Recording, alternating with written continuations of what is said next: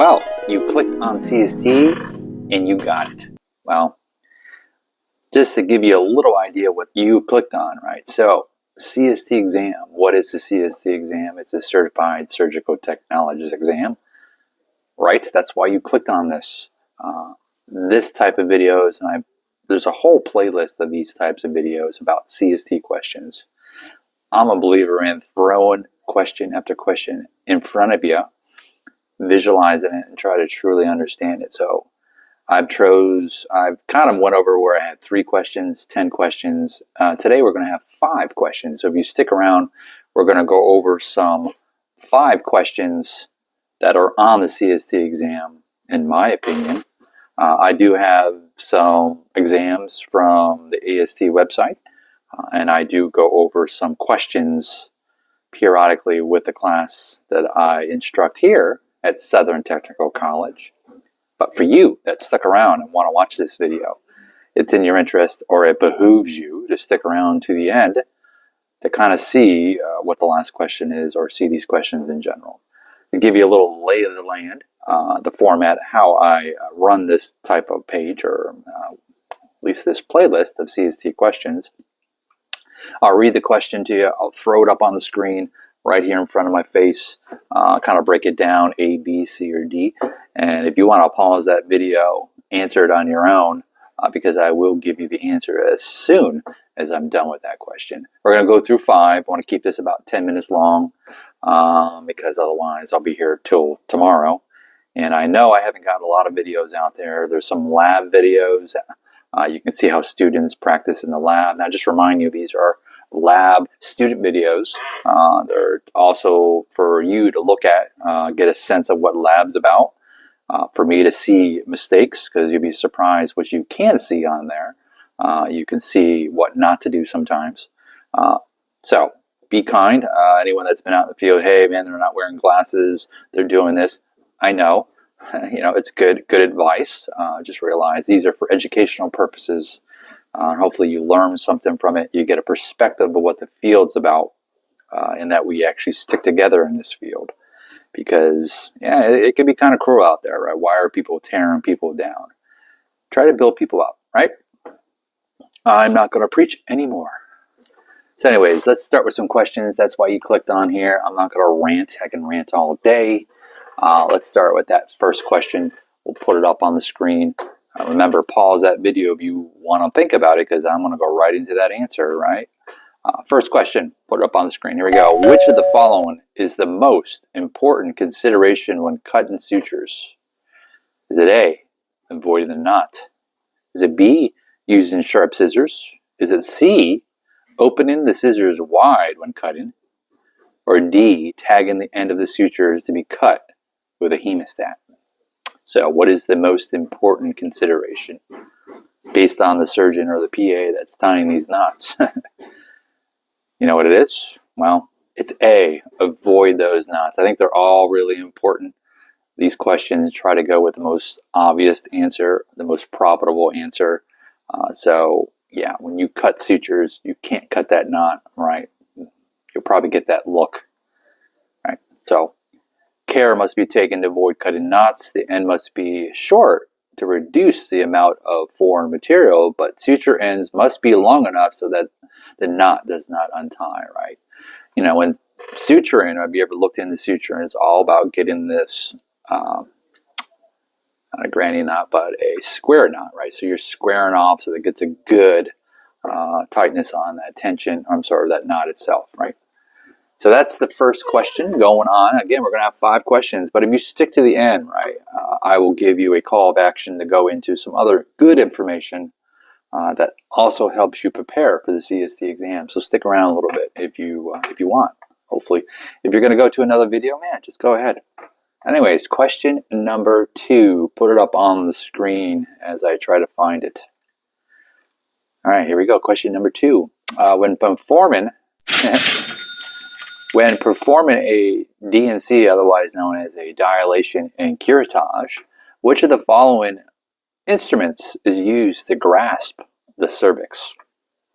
As you can see, A, the Sims, B, Avard, which is a weighted speculum, Schroeder, or the Bozeman? What do you guys think? There's so, the thing about instruments, they're not going to use common names. They're going to use the names they were developed by maybe the surgeon. I'll give an example. The sponge tick is the Forrester, the banded scissors or the Listers, and so forth. In this case, we should know that it's a two-pronged tenaculum that we grab onto, but it's C. They call it the Schroeder. Yeah. So I don't know, not sure you knew that or not, but now you do. Schroeder is your right answer on question number 2. Let's just roll right into question number 3, okay, guys? Question number 3, put that up on the screen. Which of the following instrument is used for placement of cottonoid strips during a craniotomy? So this is if you've done neuro, right? What is a cottonoid? You should know it's a sponge, a small square radiopeg sponge they use in neuro cases. What do you pass it with? What forceps? Is it A, the bayonet? Is it B, a Russian forceps? C, a Kelly clamp? Or D, angle DeBakey clamp? Right. I think that's pretty easy. If you don't know that, you probably didn't do any neuro, right? Common theme for hemostatic thing, right? Think about it. You nick that dura. You use a little bit of bone wax on the back of a freer. Follow that up with some gel foam with thrombin on top of that. And then maybe hit it with a cottonoid on top of that. In my opinion, that is a trifecta there, if you will, of hemostatic agents. But in this case, A, bayonet forceps is something we use to pass it along either to the surgeon or up to the surgeon so they can grab it with their bayonet or their Cushion's bayonet or bipolar forceps, whatever's in their hand, really. In this case, a bayonet forceps is your right answer. Question number 4. Remember, 5 questions. If you stick around to the end, I'll give you some other good suggestions for you or maybe a bonus question. So stick around, okay? We're almost there. Question number 4, as I find it. Remember, these questions are off of a CST exam or an AST exam. No one truly knows what's on the exam, but all you really can do is grab resources. This is actually right off their webpage or their exams they provide. Yeah, I know what you're saying. They don't update those exams very much, but at least you don't have to go and pay for it. You got some questions right here. And if you stick around, I'll provide a lot of these informations, a lot of these questions from these exams. Now, if I really like you, I'll send you a link. Put your comments in there if you want a link. Here's a question I find. I believe this is question number 5. Last question. So let's rock and roll, and then we'll swing into a bonus information here. But this question here, I find a lot of people get wrong. Maybe just don't realize it. They don't do a lot of GYN. But here's the question. We'll put it up on the screen. The Stamey needle is used for which of the following types of surgeries? Is it A, hysterectomy? Is it B, prostatectomy? Is it C, bladder suspension? Or A, anterior colporaphy? So, what do you guys think? Stamey needle, right?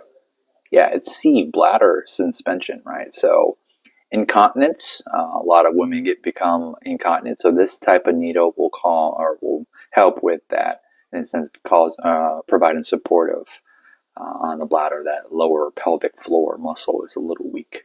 So correct answer on that is C. All right, you stuck around to the end. I'm really happy that you did that. Hey, I just want to say thank you. There is a call of action. If you stick to the end, and you stuck to the end, so I'm going to provide you, if you have to the end, a secret message. Only if you stuck to the end. Put your name, or at least message me, and I will send you a link with all these exams. Okay? Now, if you if you got off this video, you're not going to have that resources. So you stuck around, and I thank you for that. Oh, by the way, we reached our pinnacle of 4,000 watch hours, which we are now monetized. And I thank you for that. Everything I'm trying to at least provide for the students in the sense of financial support for externships was all about this page. Resources for you guys. I know there's a lot of people out there from other countries, Iran, Pakistan. I see you out there, and I see you applying to these jobs. Just so you know that I don't know that you guys can apply, but I do see your resumes, and I do appreciate your support. So So just to let you know, if you applied to become an instructor here at Southern Technical College, I appreciate it. But if you're from a foreign country, I don't know the logistics of that, even though you guys really are interested in becoming a surgical technologist, if not in the United States, definitely in your field that corresponds to what we do here in the United States.